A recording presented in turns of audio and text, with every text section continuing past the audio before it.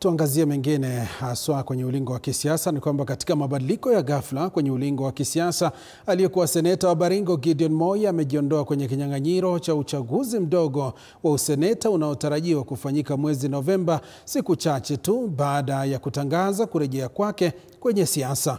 Moi amewashangaza wafuasi wake katika kaunti ya Baringo na kuchochea maswali kuhusu mazungumzo ya faragha yanayodaiwa kufanyika nyuma ya pazia ya kisiasa. Mwandishi wetu Mike Kagwongo anaangazia namna kujiondoa kwa Moi kunavyopaniwa kubadilisha taswira ya kinyang'anyiro na mustakabali wa kisiasa wa KANU.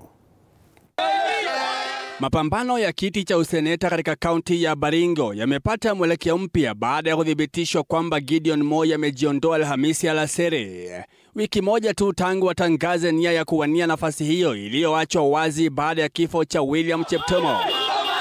Katibu mkuu wa KANU George Wainaina amethibitisha kwamba chama hicho hakitakuwa na mgombea katika uchaguzi huo, hali inayotoa nafasi wazi kwa chama cha UDA kutawala ulingo wa kisiasa eneo hilo.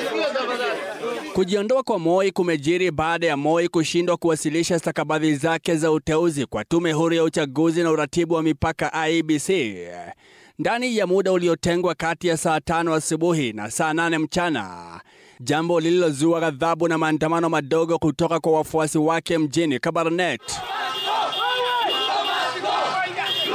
Wafuasi wake walikuwa wamekusanyika katika uwanja wa ndege wa Kabarnet, Baringo, wakisubiri kuwasili kwake ili awasilishe stakabadhi hizo, lakini kufikia saa 8 mchana Moi hakuonekana. Na kama ni kitu tunataka tujue ni kitu gani imefanya Gideon asikuje kupeana makaratasi. Tutakuwa na nani mwenye atatushikilia?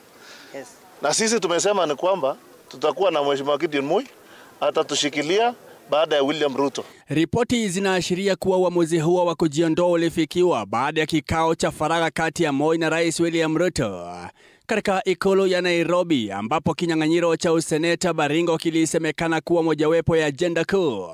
Akizungumza katika runinga ya TV47 Jumatano jioni, mwanachama wa KANU Tony Gashoka alipuzilia madai kwamba Moi anapania kujiunga na kambi ya Rais William Ruto. Sisi hatuna uhusiano wowote na KANU.